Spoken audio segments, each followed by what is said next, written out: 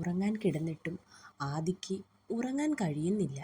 കണ്ണടയ്ക്കുമ്പോൾ തൻ്റെ മുന്നിൽ നിൽക്കുന്ന ശിവാനിയെയാണ് കാണുന്നത്. ഞാൻ എന്തിനാണ് അവളെക്കുറിച്ച് ഇത്രയ്ക്ക് ഓർക്കുന്നത്? അവൾ എൻ്റെ ആരാ? ആരുമല്ല. വെറുതെ ഓരോന്നാലോചിച്ച് കൂട്ടാതെ കിടന്നുറങ്ങാതി. അവൻ സ്വയം മനസ്സിനെ പറഞ്ഞു പഠിപ്പിച്ചു. ഉറങ്ങാൻ നോക്കി. ഇതേ സമയം ആദിയെക്കുറിച്ചുള്ള ഓർമ്മകളിൽ തന്നെയായിരുന്നു ശിവാനിയും.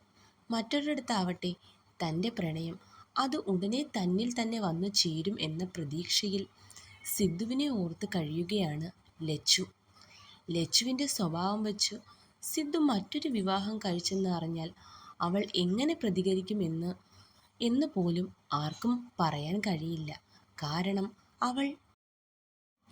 അവൾ അത്രയ്ക്ക് ഭ്രാന്തമായി അവനെ പ്രണയിക്കുന്നുണ്ട്. ദിവസങ്ങൾ പിന്നെയും കടന്നുപോയി. വിവാഹം കഴിഞ്ഞ് 6 മാസത്തിൽ കൂടുതലായി. രണ്ടാളും തമ്മിലുള്ള വഴക്കും പിണക്കവുമൊക്കെ മുറയ്ക്ക് നടക്കുന്നുണ്ട്. എങ്കിലും ബാലയ്ക്ക് സിദ്ധു ഇല്ലാതെയുള്ളൊരു ജീവിതം ചിന്തിക്കാൻ പോലും കഴിയാത്ത അവസ്ഥയാണ്. അവനോടൊപ്പം അവൾ സന്തോഷവതി തന്നെയാണ്. അവനും അതുപോലെ തന്നെയാണ്. എന്നാൽ അവൻ ഒരിക്കലും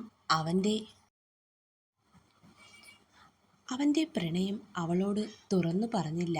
ശ്രീബാല, നീ വേണമെങ്കിൽ കുറച്ചു ദിവസം നിന്റെ വല്യമ്മയുടെ വീട്ടിൽ പോയി നിന്നോ. സിദ്ധു പറഞ്ഞു. അതെന്താ? ഞാൻ കുറച്ചു ദിവസം ഇവിടെ കാണില്ല. എന്ന് വരുമെന്ന് അറിയില്ല. അതുവരെ നീ ഒറ്റയ്ക്ക് നിൽക്കണ്ട. രാത്രിയിൽ ആഹാരം കഴിച്ചുകൊണ്ടിരിക്കുകയാണ് 2 പേരും. നിങ്ങൾ എവിടെ പോണു? ബാല ചോദിച്ചു. ഞാൻ പാലക്കാട് തറവാട്ടിൽ പോണു. അതുകൊണ്ടാ പറഞ്ഞത് നിന്നോട് വീട്ടിൽ പൊയ്ക്കോളാൻ. അതല്ല, നിനക്ക് ഇവിടെ തന്നെ നിൽക്കുകയാണ് ഇഷ്ടം എങ്കിൽ നിന്നോ. ഗോമതിയമ്മ രാത്രിയിൽ നിനക്ക് കൂട്ടിന് വരും. ഞാൻ പറഞ്ഞോളാം മാഷിനോട്. അത്രയും പറഞ്ഞ് അവൻ കഴിച്ചെണ്ണീച്ചു. ബാല കഴിപ്പ് മതിയാക്കി അടുക്കളയിലേക്ക് പോയി. അവിടെയെല്ലാം ക്ലീൻ ചെയ്തു റൂമിലേക്ക്. അവിടെ ചെന്നപ്പോൾ സിദ്ധു ബാഗ് പാക്ക് ചെയ്യുകയായിരുന്നു. ഹാ, നീ വന്നോ? കുറച്ച് ദിവസത്തേക്കുള്ള ഡ്രസ്സൊക്കെ എടുത്ത് വെക്കാമെന്ന് കരുതി. ചിലപ്പോൾ അധിക ദിവസം നിൽക്കേണ്ടി വന്നാലോ? അവൻ അവളോട് ഓരോന്ന് പറഞ്ഞ് പാക്കിംഗ് ഒക്കെ കഴിഞ്ഞു. അവളാകട്ടെ അവൻ പറയുന്നതെല്ലാം കേട്ട് മിണ്ടാതെ ഇരിക്കുകയാണ്. നീ കിടക്കുന്നില്ലേ? അവൾ അതേ ഇരിക്കുന്നത് കണ്ട് അവൻ ചോദിച്ചു. അവളാകട്ടെ വേറെ ഏതോ ലോകത്താണ്. ശരിക്കും സിദ്ധുവിനെ കാണാതിരിക്കാൻ അവൾക്ക് കഴിയില്ല. അവൻ പോകുന്നു എന്ന് കേട്ടപ്പോൾ അവൾക്ക് വല്ലാത്ത സങ്കടം. ബാല, നീ ഇത് ഏത് ലോകത്താണ്? വന്ന് കിടക്കാൻ നോക്ക്. അവൻ അതും പറഞ്ഞ് കിടക്കാനായി പോയി. അവൻ ബെഡിലേക്ക് വന്ന് ഇരുന്ന് ഫോണിൽ എന്തോ ചെയ്യുകയാണ്. നീ എന്ത് തീരുമാനിച്ചു? നാളെ വീട്ടിൽ പോന്നോ? അതോ ഗോമതി അമ്മയെ വിളിച്ചു പറയണോ ഞാൻ? അവൻ ചോദിച്ചു. ഞാനും കൂടി വന്നോട്ടെ? ബാല ചോദിച്ചു. എന്താ എന്താ നീ പറഞ്ഞത്? ഞാനും കൂടി വന്നോട്ടെ എന്ന്? എനിക്കും നിങ്ങളെ കൂടെ വരണം, അവൾ പറഞ്ഞു. അത് വേണ്ട ബാല, നീ ഇപ്പോൾ വരണ്ട.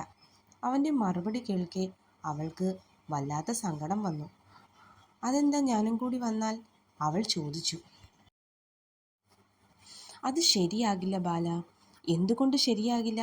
അവൾക്ക് വല്ലാത്ത സങ്കടവും ദേഷ്യവും വരാൻ തുടങ്ങി. അവൻ അവളുടെ അടുത്തേക്ക് വന്ന് അവളെ ബെഡിൽ നിന്നും എണീപ്പിച്ചു. അവളാകട്ടെ തല താഴ്ത്തി പിടിച്ചു നിൽക്കുകയാണ്.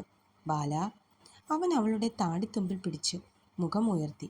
അവളുടെ കണ്ണുകൾ നിറഞ്ഞിരുന്നു. നീ എന്തിനാ കരയുന്നത്? അതിനു മാത്രം ഞാൻ ഒന്നും പറഞ്ഞില്ലല്ലോ, അവൻ പറഞ്ഞു. അപ്പോഴേക്കും ബാല അവനെ കെട്ടിപ്പിടിച്ചിരുന്നു. എനിക്ക് സിദ്ധുവിനെ കാണാതിരിക്കാൻ കഴിയില്ല. അത്രയ്ക്കിഷ്ടമാണ് എനിക്ക് ഇയാളെ.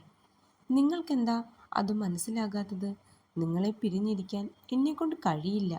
അതുകൊണ്ട് ഞാനും വരും. എന്നെയും കൂടി കൊണ്ടുപോകോ പ്ലീസ്? അവൾ കരഞ്ഞുകൊണ്ടാണ് ഇത്രയും പറഞ്ഞത്. അവളുടെ കണ്ണുനീർ അവൻ്റെ ഷർട്ടിനെ നനയിച്ചു. ബാല, നീ ഇങ്ങനെ കരയാതെ, അവൻ അവളെ ആശ്വസിപ്പിക്കാനായി പറഞ്ഞു. പക്ഷേ അവൾ അതൊന്നും കേൾക്കാതെ അവനെ കൂടുതൽ ഇറുക്കെ കെട്ടിപ്പിടിക്കുകയാണ് ചെയ്തത്. ഒരിക്കലും സിദ്ധു തന്നിൽ നിന്നും വിട്ടുപോകരുത് എന്നത് പോലെയായിരുന്നു അവളുടെ പ്രവൃത്തി. ഒരു നിമിഷം അവളുടെ പ്രവൃത്തി അവനിൽ സന്തോഷവും വിഷമവും ഉണ്ടാക്കി. അവൾ അവനെ അത്രമാത്രം പ്രണയിക്കുന്നു എന്ന് അറിഞ്ഞപ്പോൾ അവന് സന്തോഷം തോന്നി. എന്നാൽ ഞാൻ കാരണമാണ് അവളിപ്പോൾ ഇത്രയും കരഞ്ഞതെന്നോർക്കെ അവന് വല്ലാത്ത സങ്കടവും തോന്നി. അവളുടെ കരച്ചിൽ ഒന്ന് അടങ്ങിയെന്ന് തോന്നിയപ്പോൾ അവൻ അവളെ പതിയെ അവനിൽ നിന്നും അടർത്തി മാറ്റി ബെഡിലേക്കിരുത്തി. ശരി, നീയും എൻ്റെ കൂടെ വന്നോ. അവൻ അത് പറയെ വിശ്വാസം വരാത്തതുപോലെ അവൾ അവനെ നോക്കി. നീ കൂടി വന്നോ, നമുക്കൊന്നിച്ചു പോകാം. അത് കേൾക്കെ അവൾ കണ്ണു തുടച്ചു. ബാല, ഞാനൊരു കാര്യം പറയട്ടെ. അവൾ എന്താ എന്ന പോലെ അവനെ നോക്കി. നമ്മൾ തമ്മിൽ എത്ര വയസ്സ് ഡിഫറൻസ് ഉണ്ടെന്ന് നിനക്കറിയോ? നിന്റെ ഈ പ്രായത്തിൽ നിനക്ക് തോന്നുന്ന വെറും ഒരു ഇൻഫാക്ച്വേഷൻ മാത്രമായിരിക്കും നിനക്ക് എന്നോട് തോന്നുന്നത്. നാളെ ചിലപ്പോൾ അത് മാറും. ലൈഫ് ഒന്നേ ഉള്ളൂ. നീ ചെറുപ്പമാണ്. അതുകൊണ്ടാണ് ഞാനിപ്പോൾ നിന്നോട് ഇങ്ങനെയൊക്കെ സംസാരിക്കുന്നത്. അവൻ പറയുന്നതെല്ലാം കേട്ടിരുന്നു. എന്തായാലും നീ കൂടി വാ. എൻ്റെ നാടും വീടും വീട്ടുകാരെയും ഒക്കെ കാണാമല്ലോ. എന്താ ഇപ്പോൾ പെട്ടെന്ന് അങ്ങോട്ട് പോകാൻ? അവൾ ചോദിച്ചു. ഏയ് ഒന്നുമില്ല, ഒന്ന് പോണമെന്നൊരു തോന്നൽ, അവൻ പറഞ്ഞു. അല്ല, നീ കൂടി വന്നാൽ പിന്നെ നിനക്ക് കോളേജിൽ പോണ്ടേ? അവൻ ചോദിച്ചു. ഇനിയിപ്പോൾ 2 ദിവസം അവധിയല്ലേ. പിന്നെ കോളേജിൽ ആർട്സ് പ്രോഗ്രാമാണ് വരാൻ പോകുന്നത്. അതുകൊണ്ട് റെഗുലറായി ക്ലാസ് ഒന്നും ഉണ്ടാകില്ല. എല്ലാവരും പ്രാക്ടീസ് അങ്ങനെ ഇങ്ങനെ എന്നൊക്കെ പറഞ്ഞ് അങ്ങ് പോകും.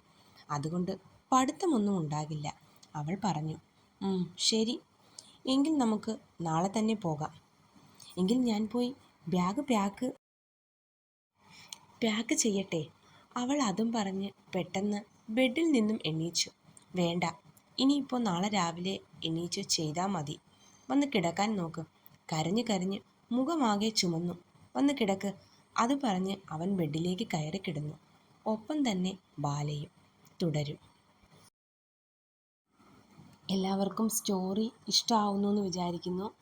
ചാനൽ സബ്സ്ക്രൈബ് ചെയ്യാതെ വായിക്കുന്ന കൂട്ടുകാരുണ്ടെങ്കിൽ ചാനലൊന്ന് സബ്സ്ക്രൈബ് ചെയ്യണേ.